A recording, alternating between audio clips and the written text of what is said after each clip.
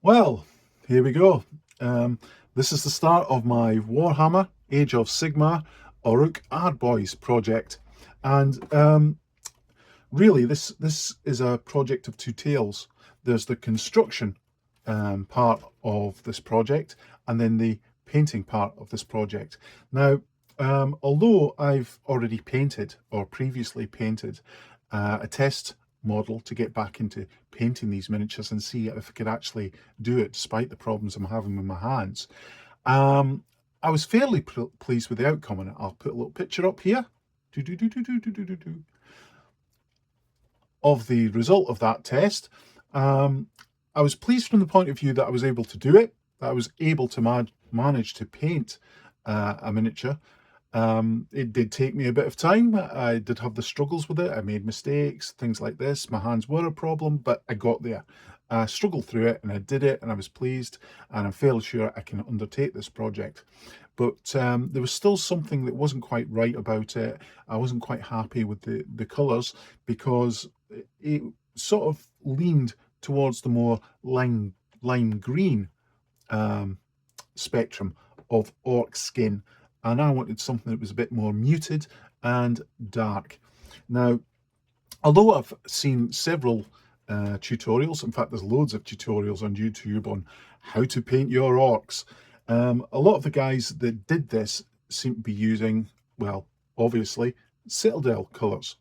And of course, I'm from a wargaming, historic military wargaming modelling background, so I prefer to use Vallejo paints. So I had to do a little bit of working out to sort of like find the equivalent paints to Citadel colours in the Vallejo range, and that's something I'm continuing today. The main point of today is both work out how I'm going to put these together, because of course these multi-part figures, and let's make these a little clearer here so you can actually see them, make it a little bit awkward for painting. Not like the old days back in the good old 1990s when you made single piece white metal miniature figures and you had to paint them in one piece. These days you've got quite complex little subcomponents to the models. In fact, the body, some of the body parts are actually split in half themselves, so you have to put these together. But you've got things like limbs, weapons, and armor pieces which all have to go together to make this fairly complicated little miniature model. Now, this makes it a bit difficult when it comes to painting. Do you put it all together and then paint it in one piece, which I've seen some people do, but quite a lot of people tend to leave parts off, like shields and armor that gets in the way of a lot of the body detail, and paints them separately. So that's one area of the project. I have to do a little bit of planning to figure out how I'm going to do that, and I'll be doing a test piece from this actual box set here to work through that. But also the second part of this is I have to work out my colours, and as I hinted, I want to work from a darker green end of the spectrum for my orc skin this time. So I've got myself a little test model here, which I don't mind mucking up a little bit, because obviously something's bound to go wrong, and I might not like the process that I'm going to kind of develop for this particular colour scheme. So I just got like a little spare figure here to work with, and that's where we are. So a little bit of planning this morning, both from the point of view of construction and painting. So I'll be making some notes about how I intend to approach this. So there we go.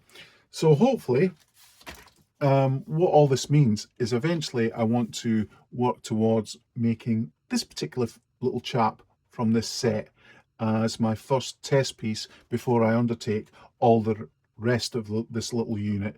I don't want to sort of like go full steam ahead and start putting together the whole unit and start painting all that together, because, as I say, I'm pretty unsure about which end of the green skin spectrum I want to be painting these chaps.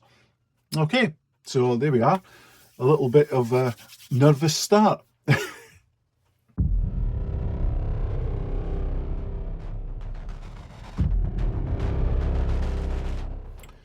So let's have a look at this little test figure. I've painted, my last test figure as well was from this Darkhaven Bones range. You have to be a little bit careful with them because you definitely have to prime them. It says on this packaging that you don't have to prime them to paint them, but as it turns out, that's only if you use their specific paints, their brand of paints. Otherwise, as per usual, it's best to prime them before you paint them with any other brands of paints. So just a little bit of warning there. It's very funny plastic. We'll just open this up while I'm talking here. It's very strange plastic that these figures are made out of. It's very weird when you actually feel them. It's almost like a greasy plastic. Let's get this little figure guy out. Let's have a look at him. Okay, there we go. It feels slightly as if it's soft plastic, almost like those Airfix plastic soldiers, toy soldiers. It's a little softer. It's not hard plastic like you would probably expect from a lot of the Warhammer miniatures, and it's a little bit greasy, and as you can see, he tends to wobble around quite a lot, so you've got to watch that and make sure you base them properly, which is what we're actually going to do next here. But let's just give you a little bit of a close look at him. I've forgotten what he is actually. Let's see. It just says a bandit bully, but I'm going to use him as a test piece for Orc. If you look at his face, he's kind of got a bit of an orcish look about him, but probably a half orc. But it'll be great for just doing a little test paint job here. There we go, there's him.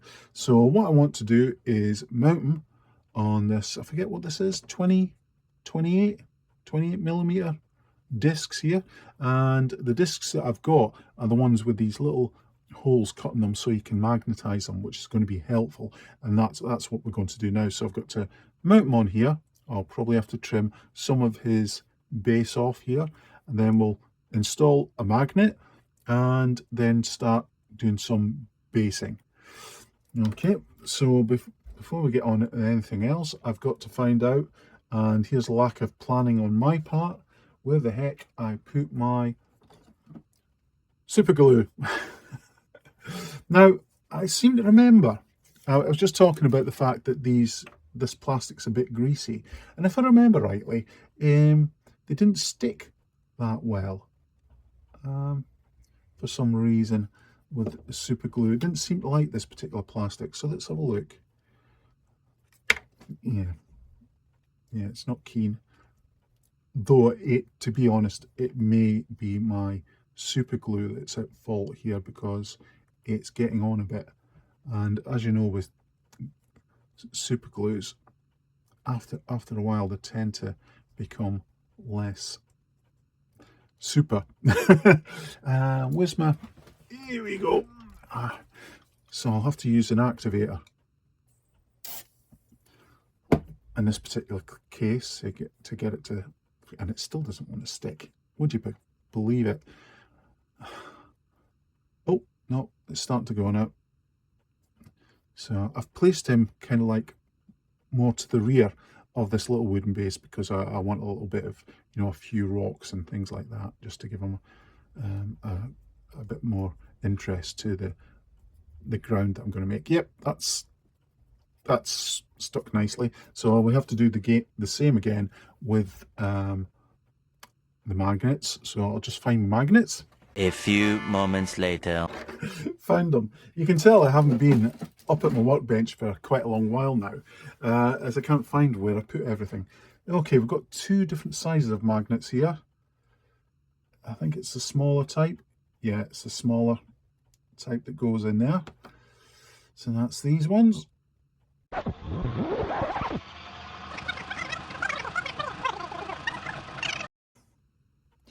And again, we'll probably have to activate the super glue, because I think it's on its way out.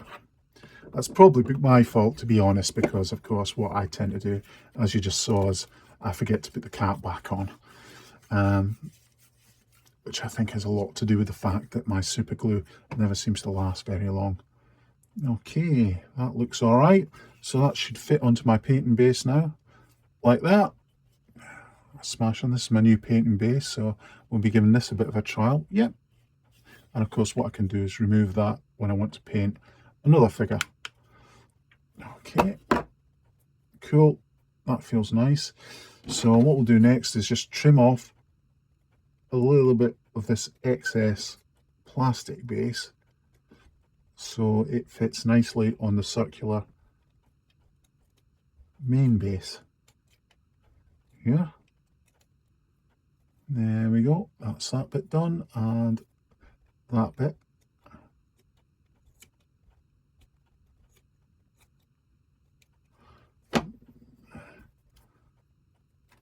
Yeah, that's a little bit better. Okay, so the next bit we have to do is just fill in this particular area here. Again, I'll have to go looking for all my stuff because it's all over the place. One eternity later. Okay, so the moral of this story is before you start a project, make sure you assemble all the things that you need to do the project in the first place. I had to go searching around to find my filler. I found one, not the one I was looking for, but it's just a quick dry grout type filler which I like to use for my basing. Okay, so let's hope this hasn't dried out. So look, bit of a poke. Oh no, that's quite good. Okay, so what we're going to do now is just, and I'll probably put my different glasses on here.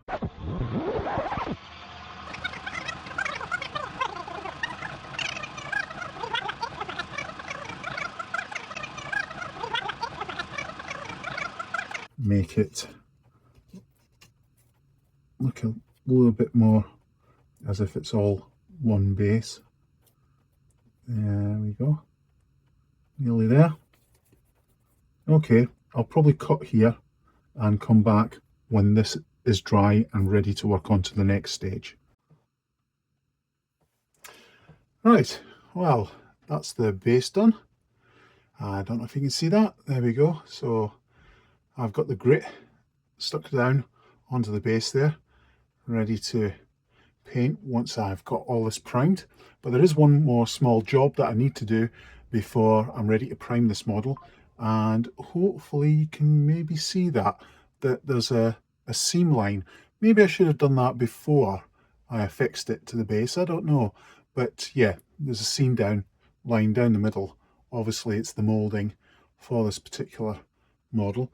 So all I need to do is take a sharp blade here and slowly shave the seam line off this model before I paint it.